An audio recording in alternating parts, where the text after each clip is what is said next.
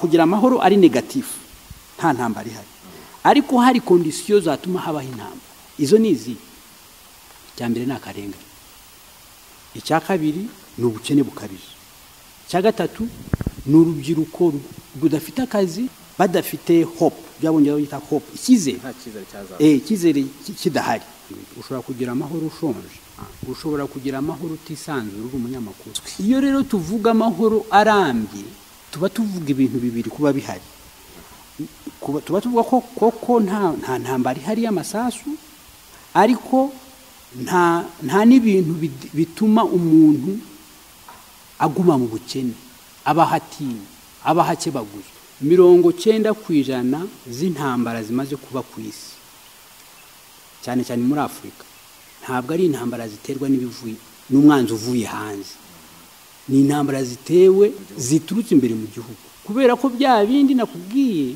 akarengane kutishyura ukizana k'umuturage guhuguzwa utwawe nta butabera bituma haba imvururu iyo ufite ibitekerezo bishingiye ku bwo ku karere ugateza imbere politike ivangu ugateza imbere politike y'amoko ntushobora kugira amahoro arambye ariko hariho na cya kintu cy'umutekano aho niho hava demokarasi amahoro arambye ntabwo wabigira udafite umuturage wisanzuye uvuga icyo atekereza akakivuga adatinya abaturage batinya ntabwo bashobora kuvumbura cyo kureba abantu bagiye ku kwezi ntabwo wavumbura icyogajuru kijya ku kwezi wiri gutinya ntabwo wavumbura urukingo rwa COVID-19 ukorera mu kigo cy'ubushakashatsi cyangwa kaminuza aho urebuzwa n'abanyapolitiki so tukavuga tutero turashaka gushyiraho kondisiyo zituma umunyarwanda koko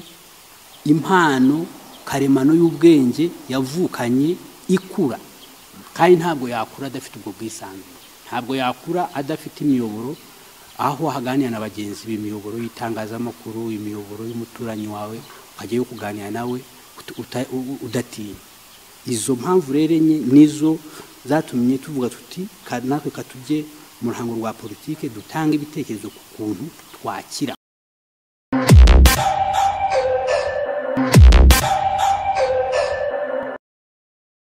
Dr. Kayumba Christopher ageze habi ese twaba dutegereje itangazo rya polisi rimubika kuva Dr. Kayumba Christopher yatabwa muri yombi uyu ni umunsi wa 10 ari mu gihome bisobanuye ko imisitani igenwa n'itegeko atagomba kurenza amaboko ya RIB yarashize dosiye yishyikirizwa parquet aribwo bushinjacyaha tariki ya 14 Nzeri uyu mwaka wa 2021 ubushinjacyaha bwamubajije ku itariki ya 13 Nzeri none uyu munsi tariki ya 18 Nzeri nibwo iminsi ubushinjacyaha bufite igenwa n'itegeko irangiramo ngo butangaze niba dosiye ye iregerwa urukiko cyangwa igahagarikwa bitihise bukanamenyekanisha niba arekurwa agakurikiranwa ari hanze cyangwa ntanakurikiranwe hagati aho mu gihe nta kiratangazwa na parquet Dr. Kayumba Christopher yandikiye amagambo asobanuye byinshi abarwanashyaka b'ishyaka rya RPD abereye umuyobozi abanyarwanda muri rusange n'inshuti ze n'abamuzi ni urwandiko yandikiye aho afungiwe mu nzu y'imbohe turabasomera ijambo kurindi mu kanya tariki 13 Nzeri ubwo yitabaga parquet navuganye na avoka we bakivayo ni Maître Seif Ntirenganya Jean Bosco turangije kubaza mu bushinjacyaha Kategeri yakabonye byagenze bite kuko nta bundi buryo ko ntiyaguma n'ubundi hariya amubwiye reka tubazwe mu bibazo bike bari butubaze ko n'ubundi nta gishya cy'ibyo wari wabajije ugenda uboriyanta muri dosiye ya RIB yo kuri 29 z'ukwa gatatu n'ubundi nta gishya kirimo hanyuma bazabifate w'icyemezo yo kugira ngo ugume hano umenye ngo barayiregera ifunga n'ifungurwa ry'agateganyo cyangwa se barafata icyemezo cyo kuba bakurekuye by'agateganyo ariko tumenye umuyoboro babiri none asubiye ari kungo ku Kicukiro niho twari turi n'ubundi parike niho iza kumubarira ni kuri izi mpamvu za covid cyangwa nuko afite intege nke oya nurumva nta ntege afite baza nimugoroba nyuma y'akazi wasanze ameze ate, uko asa, uko ahagaze? Biragaragara ko nta ntege afite. N'umubiri urabona wabaye ntuza desigateri nkanyari. Nk'uko mubyumvise mu minsi 3 ishize yagaragazaga intege nke, iminkanyari ku ruhu nk'ikimenyetso cy'amazi make mu mubiri. Asanzwe kandi ari umurwayi wa diabete, indwara ubusanzwe isaba kurya neza kandi kenshi, kandi bitari ukurya byo kurangiza umuhango, ahubwo indyo yuzuye. None amaherezo azaba yahe? Ese niba uyu munsi Dr. Kayumba Christopher atari kuwe, ni ugutegereza itangazo rya polisi rizamubika, cyangwa hari ukundi bizagenda wenda akisubiraho akarya?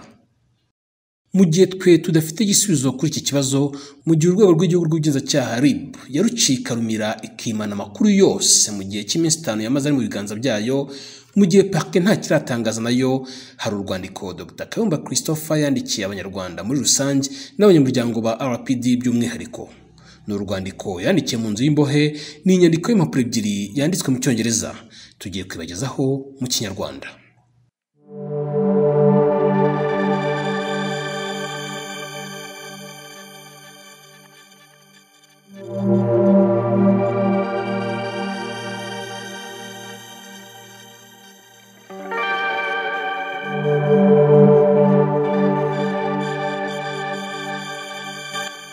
Tariki 13 Nzeri y'umwaka wa 2021 muri kasho ya polisi ya Kicukiro, ku banyamuryango ba RPD basangira ngendo namwe nshuti. Impamvu y'uru rwandiko: urugamba rw'ubutabera rurakomeje no muri gereza. Mbandikiye mwese abanyamuryango ba RPD, banyarwanda basangira ngendo namwe nshuti, mbifuriza ubuntu bw'Imana, amahoro n'iterambere. Mbandikiye kandi ngira ngo mbasuhuze, mbonereho no kubamenyesha uko meze. Nk'uko mubizi, natawe muri yombi mfungwa na RIB tariki ya 9 Nzeri umwaka wa 2021, shinjwe ibyaha bihimbano ko nawe naragerageje gusambanya abagore ku gahato. Ibyaha ngo byaba byarakozwe mu mwaka wa 2017 no mu mwaka wa 2012, imyaka 9 mbere yuko ntabwa muri yombi. Nari narihanangirijwe ko nintahagarika ibikorwa bya politiki by'ishyaka ryacu, ko nintahamagaza ikiganiro n'abanyamakuru ngo ntangaze ko nitandukaje n'ishyaka ryacu rya politiki RPD, ko kutabikora ntyo bizamviramo akaga ko kurimburwa nk'umugome. Nabwiwe kandi n'abanyabubasha muri leta ko bifuje kurimbura wese nk'umugome nta kabuza barabikoze, ko nge nta mwihariko n'akayihayeho nzahabwa kabone niba ndi umwere ku cyaha icyo ari cyo cyose. Icyakora kubera ko ishyaka ryacu rya politiki rirwana intambara iboneye yo guharanira ubutabera kuri bose, kurwanya akarengane n'umuco wo kudahana, ari nako dutunga agatoki aho bigaragaye, duharanira amahoro arambye, umutekano n'iterambere rirambye, ndacyabihagazeho kandi niyemeje kurwanira kugera kuri izo ntego no muri iki gihe ndimfungwa. Nk'uko mubizi, gushinga ishyaka rya politiki cyangwa kuribamo ubwabyo si icyaha, byemewe n'itegeko nshinga. Ariko abafite ububasha kuri leta ari nabo bayigenzura kandi bayikoresha, bafata gushinga ishyaka rya politiki cyangwa kuribamo nk'icyaha gikomeye. Ariko kubera ko badafite aho babihera babirega umuntu nk'icyaha cyo gukurikiranwa, bamuhimbira ibyaha by'amoko yose byamva he na njyahe. Nshuti bavandimwe banyarwanda, njye nk'umuntu wiyemeje kurwanya akarengane kandi nkaba nzi ko urugamba rwo kugera ku butabera rubwa buri wese aho yaba ari hose, nahisemo nshimitse gukomeza kurwanira ubutabera na hano ndi mu Gihome. Niyo mpamvu mu guharanira ubutabera mboneyeho kumenyesha ko nafashe icyemezo cyo kutarya ikintu icyo ari cyo cyose mu myigaragambyo y'ituze yo kurwanya akarengane nkorerwa kandi gakorerwa abanyarwanda. Ubu mbandikira iminsi 6 ntaragira icyo nshyira mu kanwa, kandi sinzatezwa kuri iyi gahunda kugeza igihe nzahabwa ubutabera nkarekurwa, kuko ndi umwere n'uburenganzira bwo gukorwaho iperereza umuntu adafunzwe kuri njye ntibwubahirijwe. Ni muri urwo rwego aho ndi hano mu Gihome mbafite ku mutima no mu ntekerezo. Turi kumwe kandi ndabasengera mwese, mukomeze kandi mushikame ku ndangagaciro z'ubutabera, amahoro, kureshya kwa bose, gushyira hamwe, ubumuntu, gukunda igihugu no gukundana nk'abene gihugu kandi nk'ibiremwamuntu. Izi ndangagaciro nizo zadushoboza gushyira iherezo ku ihohoterwa, akarengane, intambara, ubukene bukabije, imibabaro n'ivangura byabereye umuvumo n'agahinda gasaze ku banyarwanda no ku gihugu. Nzi neza ko twese nk'abaturage dushobora gukuraho akarengane kandi tukagera ku mahoro arambye, umutekano n'iterambere kuri buri wese no ku gihugu cyacu. kuyavuga siko kuyamara. Mbifurije imigisha yose y'Imana, mugire umunezero n'amahoro. Uwanyu Dr. Kayumba Christopher, tariki ya 13 Nzeri umwaka wa 2021 mu nzu y'imbohe ku Kicukiro.